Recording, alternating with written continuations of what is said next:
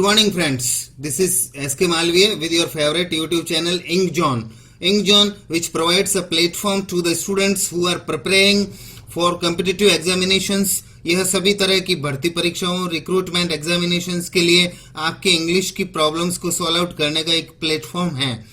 पिछले 11वें वीडियो में हमने कनेक्टिव्स कंजंक्शंस का वीडियो स्टार्ट किया था। उसके पार्ट फर्स्ट में हमने 1 से 14 तक के कनेक्टिव्स का यूसेज देखे थे। अब हम आगे कुछ और बचे हुए कनेक्टिव्स का यूज दिखाएंगे, उनके शॉर्टकट्स दिखाएंगे। लेकिन उससे पहले एक रिक्वेस्ट कि आप इस वीडियो को लाइक करें। अब तक अगर सब्सक्राइब नहीं किया तो सब्सक्राइब करें, बेल आइकन प्रेस करें, शेयर करें ताकि यूजफुल वीडियोस की सूचना आपको एडवांस में मिल सके।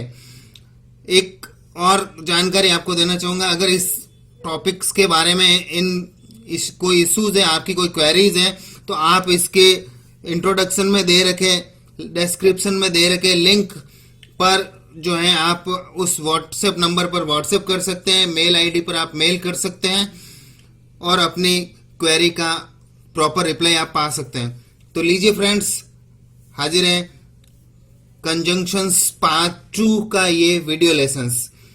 उसमें प्रस्तुत सीरीज में आगे अपना जो ग्रुप है वो ग्रुप है इन अदर वर्ड्स और alternatively.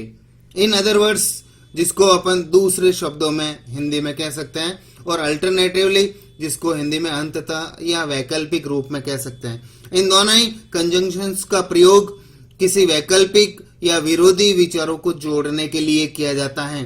These are used to connect two opposite ideas. Look at these examples, friends. The first example, he tried his luck in painting and journalism. Finally, he settled in politics. How to combine these sentences? He tried his luck in painting and journalism, but he settled in politics alternatively. The second example, God helps those who helps themselves. Very famous idiom है, बहुत प्रसिद्ध कहावत है। इसको we can combine. In other words, if we don't do anything, God will bless us nothing. यानी कि अगर हम कुछ नहीं करते हैं तो भगवान हमें किसी तरह का आशीर्वाद नहीं देगा। Now it's time for next group, और that is rather big group. ये थोड़ा बड़ा ग्रुप है। इसमें however फिर भी, nevertheless ऐसा होने पर भी, still yet अभी तक, at the same time साथ साथ, on the contrary इसका उल्टा, on the other hand दूसरी और, even though हालांकि। इन सभी कंजंक्शंस का यूज जो है किसी विरोधाभासी या मनाही या बहिष्कार दर्शाने वाले उपवाक्य को जोड़ने में इनका यूज करते हैं। This group is used to connect two clauses which express contrast, restrictions and exclusions. आइए इन उदाहरणों के द्वारा समझने की कोशिश करें। The first example, I denied him to go out. He didn't stay at home. However से जोड़ा हुआ ये उदाहरण देखिए। I denied him to go out, however he didn't stay at home. The next example, he did not greet me. He had seen me. हालांकि उसने मेरे को देख लिया, फिर भी मेरे को अभिवादन नहीं किया। Even though से इसको कनेक्ट करते हैं। Even though he had seen me, he didn't greet me. Next example, the sun has risen. The road lights are on. सूर्योदय हो चुका है, रोड लाइट्स चालू हैं। The sun has risen. On the other hand, the road lights are on. Next example, he never asks for help. He suffers a lot. वह बहुत पीड़ित भी होता है लेकिन मदद नहीं मांगता है। Nevertheless, he suffers a lot. He never asks for help. हालांकि भले ही वो बहुत पीड़ित हो लेकिन मदद किसी से नहीं मांगेगा। Next example, he should have sold the old house. He has bought a new flat today. इसको जो है एट द सेम टाइम से जोड़ते हैं. He had bought a new flat today. आज उसने एक नया मकान खरीदा है. At the same time he should have sold the old house. साथ साथ उसको पुराना मकान बेचना भी चाहिए था, लेकिन उसने नहीं बेचा. There is a contrast in the both the clauses. Now the next example. Sudha often appreciates Leena. She has been criticizing Sudha constantly. सुधा ने अक्सर लीना की तारीफ की है, लेकिन लीना जो है उसकी आलोचना करती रही है. आइए इसको कॉन्स्टेंटली येट से जोड़ें. Leena has been criticizing Sudha constantly, yet she appreciates her. She यहां पर सुधा को रिप्रेजेंट कर रहे हैं और हर यहां लेना को रिप्रेजेंट कर रहा है. Now the last example. He failed in examination.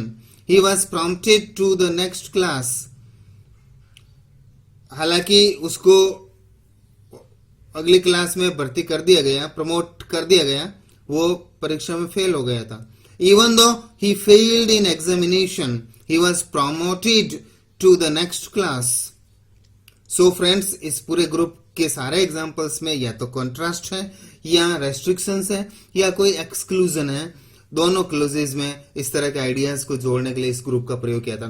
Now it's time to go for the next group and that is because, क्योंकि, सिंस जब से, फॉर के लिए, एज जैसा कि. बिल्कुल सही सोचा है आपने. जी हाँ दोस्तों, ये किसी घटना के घटित होने के कारण सूचक उपवाक्य को जोड़ने में प्रयुक्त होता है. Right. These are used to connect the clauses which are the cause for taking some action. किसी एक्शन के घटित होने के पीछे क्या कारण था, उन क्लोजेस को व्यक्त करने वाले वाक्यों को जोड़ने के इसका प्रयोग करता है. इनको इस टेबल के द्वारा समझने की कोशिश करें. सबसे पहले जो बिकॉज ऑफ, बिकॉज और फॉर, इनमें इनके पहले हिस्से में आपको जो है इनका रिजल्टेंट क्लोज, जो परिणाम जो निकला है, वो उपवाक्य आपको जोड़ने पड़ेंगे. उसके सब्जेक्ट वर्ब ऑब्जेक्ट लिखने पड़ेंगे. उसके बाद बिकॉज ऑफ लिखना पड़ेगा. बिकॉज ऑफ के बाद वर्ब आईएनजी प्लस ऑब्जेक्ट्स. इसी तरह बिकॉज लिखा तो बिकॉज के बाद आपको सब्जेक्ट वर्ब ऑब्जेक्ट पूरा क्लोज लिखना पड़ेगा. इसी तरह फॉर लिखा आपने तो फॉर के तुरंत बाद नाउन भी आ सकती है और verb first plus ING plus object भी आ सकता है.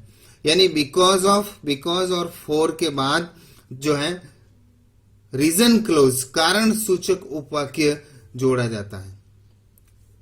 बचे हुए दो जो है एज के तुरंत बाद जो है कारण सूचक उपवाक्य आएगा और सिंस के तुरंत बाद भी कारण सूचक उपवाक्य आएगा. और इनके सेकंड पोर्शन में इनका प्रारंभिक भाग जो रिजल्टेंट क्लोज था, जो परिणाम जो निकला कारण की वजह से, वो बाद में जोड़ते हैं एज और सिंस के वाक्य में. तो आइए फ्रेंड्स इस बात को और इन उदाहरणों के द्वारा एक्सप्लेन करें. Why are you all here in such a bitter cold. आप इतनी ठंड में यहाँ क्यों हैं. तो since the RPSC test is near, we all are here in such a bitter cold. जैसा कि RPSC की परीक्षा नजदीक है, हम यहाँ इस कड़ी ठंड में भी यहाँ हैं. As the RPSC test is near, we all are here in such a bitter cold. We all are here in such a bitter cold because of preparation for the RPSC test. And we all are here in such a bitter cold because we want to prepare for the RPSC test. Or last, we all are here in such a bitter cold for preparing for the RPSC test. So friends, preparation cause है और यहाँ ठंड में यहाँ होना result है.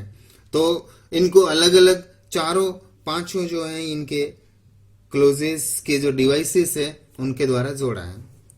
Okay, now it's time for the next group. Friends, next group में for example उदाहरणार्थ, फॉर इंस्टांसेस उदाहरणार्थ, नेमली उदाहरणार्थ, सच इज जैसा कि, लाइक जैसे.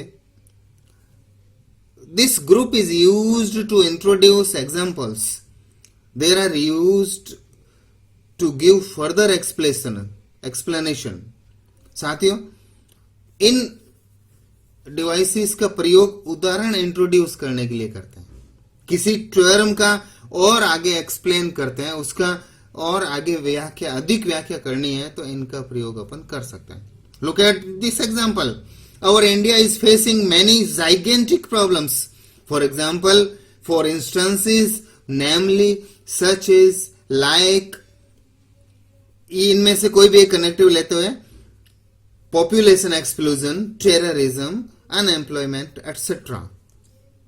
भारत हमारा बहुत विशालकाय समस्याओं का सामना कर रहा है, जैसे आतंकवाद, बम विस्फोट, बेरोजगारी इत्यादि। तो इन एग्जाम्पल्स, समस्याओं के, जाइगेंटिक प्रॉब्लम्स के एग्जाम्पल्स को इंट्रोड्यूस करने के लिए अपन काम में ले सकते हैं for example, for instance, namely, such as, like, unemployment etcetera. Okay friends, now the next group and that is consequently, परिणाम स्वरूप, फलतः, हेंस, अतः, देयरफॉर, इसलिए, देन, तब, सो, इसलिए, सो दैट, ताकि, एज अ रिजल्ट, नतीजन, परिणाम स्वरूप। इनका यूज कहां करते हैं? आप सही सोच रहे हैं। These are used to introduce results and inferences. जी हां दोस्तों, इन डिवाइसेस का प्रयोग जो है किसी परिणाम सूचक, निष्कर्षात्मक उपवाक्यों को जोड़ने के लिए करते हैं। Get the further explanation of these terms through examples. आइए, पहला example, Suresh is hand to mouth, consequently, hence, so, then, as a result, therefore, he has zero balance in the bank. जी हां दोस्तों, दो क्लोजेज है।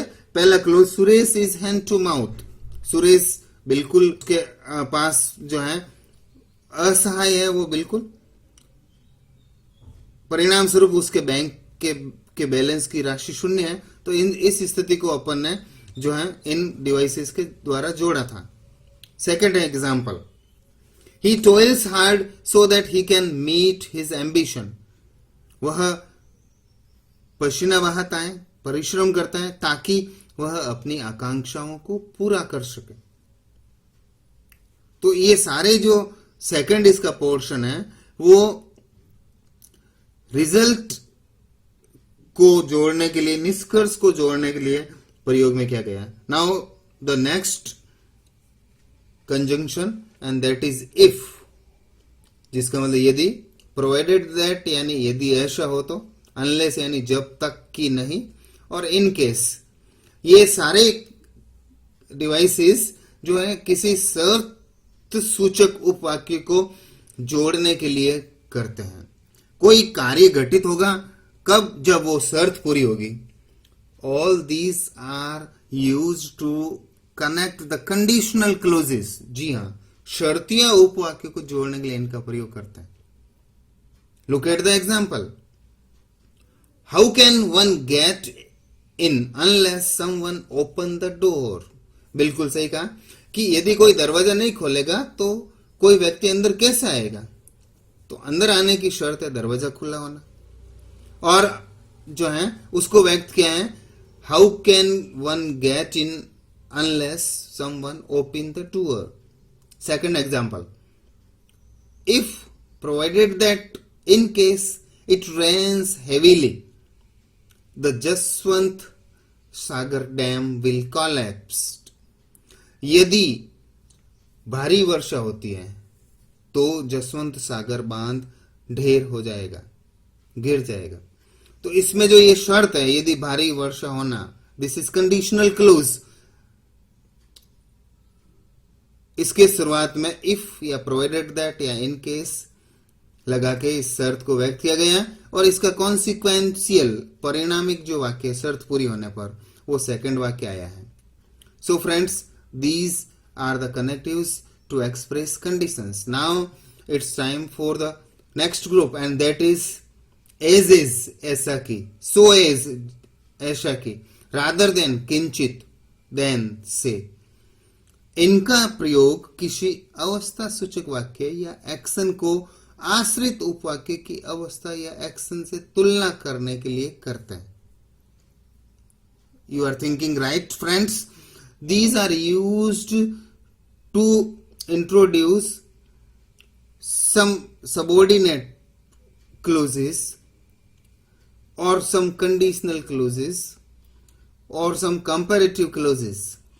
Look at the example. De Villiers isn't so great as Kohli. जी हाँ, de Villiers इतना महान नहीं है जितना कि कोहली. तो उनके जो ग्रेटनेस का जो इशू है उसको कंपेयर किया जा रहा है सो एज के द्वारा. Shoaib is not so great as Dhoni. Shoaib इतना महान नहीं है जितना कि Dhoni. Third example, he slept in the room rather than enjoying the party.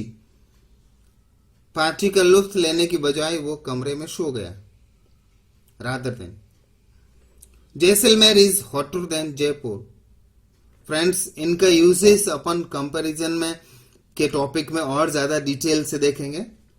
Now it's time for the last but not least, अंतिम किंतु महत्वपूर्ण conjunction, and that is lest should. जी हां, ऐसा न हो कि. अक्सर हमें कोई सावधानी सावचेती रखनी पड़ती है. उस सावधानी के वाक्य को कैसे व्यक्त करें, उसके लिए इस डिवाइस का यूज करते हैं. Look at the structure of this sentence. Subject, verb, object, ये पहला क्लोज है जो सावधानी को एक्सप्रेस करेगा. उसके बाद लिस्ट आएगा, उसके बाद सब्जेक्ट, शुड, वर्ब, ऑब्जेक्ट. यह आशंका जो आपको कहीं न कहीं आपका एजम्पशंस है कि ऐसा हो सकता है, उसको व्यक्त करने के लिए सेकंड क्लोज आएगा. Tarun is saving money. Lest, he should borrow from his colleagues. Tarun पैसा इकट्ठा कर रहे हैं, कहीं ऐसा ना हो कि उसको अपने साथियों से उधार लेना पड़े. जी हाँ दोस्तों, look at this another example. We all are toiling hard. Lest, we should get failure in examination. हम सब कठिन परिश्रम कर रहे हैं, कहीं ऐसा न हो कि हमें परीक्षा में असफलता प्राप्त हो जाए. तो फ्रेंड्स, उम्मीद करता हूं आपको ये कंजंक्शन का पार्ट 2 पसंद आया होगा, समझ में आया होगा. आपकी अगर फिर भी कोई क्वेरी है तो आप नीचे डिस्क्रिप्शन में, इस चैनल के डिस्क्रिप्शन में दिए गए व्हाट्सएप नंबर पर व्हाट्सएप करें, वहां पे ईमेल भी कर सकते हैं. Thank you for watching us. Bye bye.